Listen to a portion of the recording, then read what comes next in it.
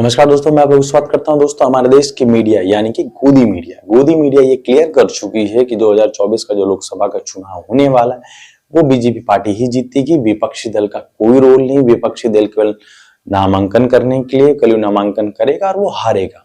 कि गोदी मीडिया के हिसाब से तो ये लग रहा है कि जो 2024 का लोकसभा का चुनाव है उसमें विपक्षी दल का कोई रोल है ही नहीं और हमारे देश के जो प्रधानमंत्री यानी कि नरेंद्र मोदी जी तीसरी बार फिर वो प्रधानमंत्री बनेंगे।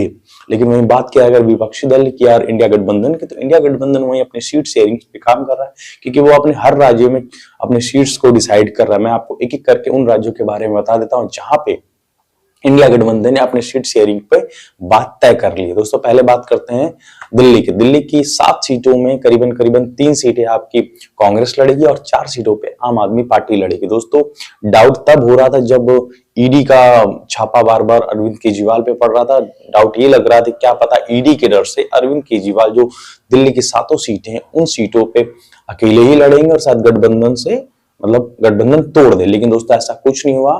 अरविंद केजरीवाल ने एकदम क्लियरली ये दिखा दिया कि हम ईडी से नहीं डर रहे हैं और जो 7 सीटों में से 4 सीटें अपने और 3 सीटें कांग्रेस की दे रही है। अगर बात करें दूसरे राज्य यानी कि महाराष्ट्र की, तो महाराष्ट्र में करीबन 48 सीटें हैं दोस्तों। और 48 सीटों में बात किया जाए तो 48 सीटों पे इंडिया गठबंधन की बात चल रही है।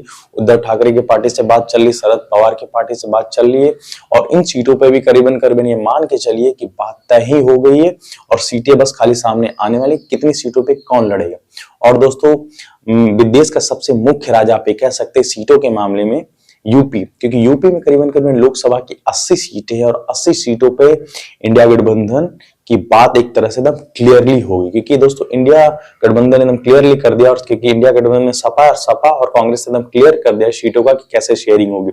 सपा करीबन 63 सीटों पे चुनाव लड़ेगी और वहीं कांग्रेस 17 सीटों पे चुनाव लड़ेगी। और दोस्तों, सपा ने तो करीबन जो 63 सीटों पे जो उनके कैंडिडेट लड़ने वाले उसके लिस्ट भी दे दी है। लेकिन दोस्तों, ये कंफर्म हो जा रहा है कि अब जो 80 सीटें थी यूपी की, उस सीटों पे एकदम क्लियर होगा कि हाँ यहाँ पे 63 ये और 17 कांग्रेस लड़ेंगी।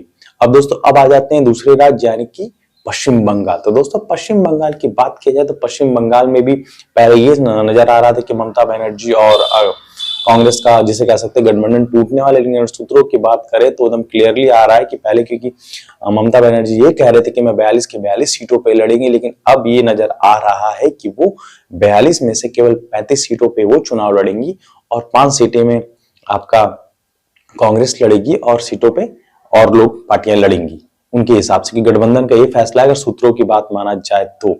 अब दोस्तों, आ जाते हैं इन राज्यों के समीकरण पे। दोस्तों, अगर बात किया जाए अगर यूपी की, तो अगर यूपी में अगर सीट जैसे कहते हैं अगर गठबंधन अच्छा काम करता है तो जाहिर सी बात है उसका लोकसभा की राह अच्छी हो जाए। क्योंकि ये जो यूपी है एक तरह से बहुत बड़ा राज्य है सीटों के मामले में, पश्चिम बंगाल भी बहुत बड़ा राज्य सीटों के मामले में और मध्य प्रदेश भी सीटों के मामले में बहुत बड़ा राज्य है और दिल्ली एक मुख्य जगह है जहां पे अगर सीटें बढ़िया आएंगी तो जाहिर सी बात है कि जो लोकसभा 2024 के जो राह है वो गठबंधन के लिए, विपक्षी दल के लिए बहुत आसान हो जाएगी। अब दोस्तों, अगर बिहार की बात करें तो बिहार में थोड़ा सा आप ये कह सकते हैं जब से नीतीश कुमार इस पाले से इंडिया गठबंधन के पाले से बीजेपी की गोद में जाके बैठ गए तब से थोड़ी सुबगाहट शुरू होगी। क्योंकि अब तरह मुख्यतः अगर बात कर ली जाए तो बीजेपी से अगर बिहार में कोई फाइट लेने वाला है, अगर मुकाबला करने वाला है तो वो है तेजस्वी यादव। और दोस्तों, तेजस्वी यादव की पॉपुलैरिटी इतनी बढ़ गई कि आज के डेट में उनको मेरे ख्याल से हर देश का हर एक व्यक्ति जाने लगे कि जिस तरह से उन्होंने 17 महीने में काम करके दिखाया था उस अपने काम के दम पे। और दोस्तों, तेजस्वी यादव के सपोर्ट में तो भोजपुरी के एक्टर सिंगर हैं केसारी लाल यादव भी आ गए। उनका भी एक वीडियो है जिसमें वो भी तेजस्वी यादव के सपोर्ट करते हुए नजर आ रहे हैं। हम अगर समाज में है तो हमें जात से उठ के जो हमारे लिए अच्छा है, आज तेजस्वी जी 17 महीने में जो काम किए तो हमारे लिए वो अच्छा है ना।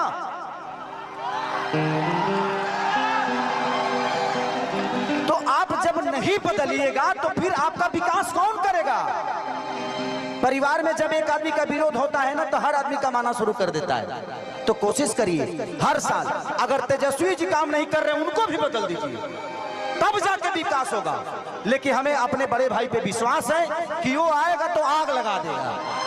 तो दोस्तों, मुख्यतः बात बस इतना कहना चाहूंगा, अगर गोदी मीडिया की बात करें तो गोदी मीडिया के हिसाब से गठबंधन का कोई रोल नहीं है, कुल मिला के बीजेपी है और प्रधानमंत्री नरेंद्र मोदी जी, क्योंकि उनका महिमा मंडल करना है और उन्हें किसी तरीके से बीजेपी पार्टी को 2024 का लोकसभा का चुनाव जिताना है। और अगर मैं दूसरे तरफ देखा जाए इंडिया गठबंधन का, तो इंडिया गठबंधन पूरी तरीके से अपनी फाइट को जारी कर रखी है, क्योंकि लोकतंत्र इसी को कहा जाता है दोस्तों, पक्ष और विपक्ष दोनों कड़ा मुकाबला करें। यहाँ नहीं कि हमारी मीडिया गोदी मीडिया की तरफ से जैसा कि बस एक तरफा दिखा दे कि बस यही जीत रहा है।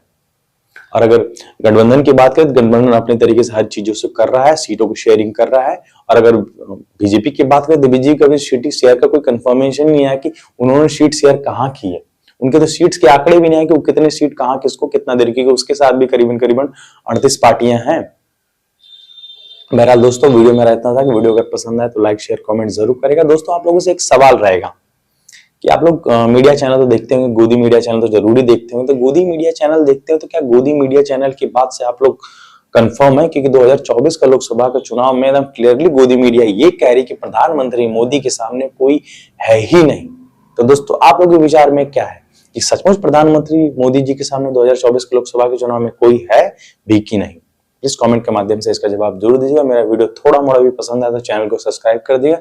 मिलते हैं आप लोगों से नेक्स्ट वीडियो में, तब तक के लिए टाटा, गुड बाय, जय हिंद।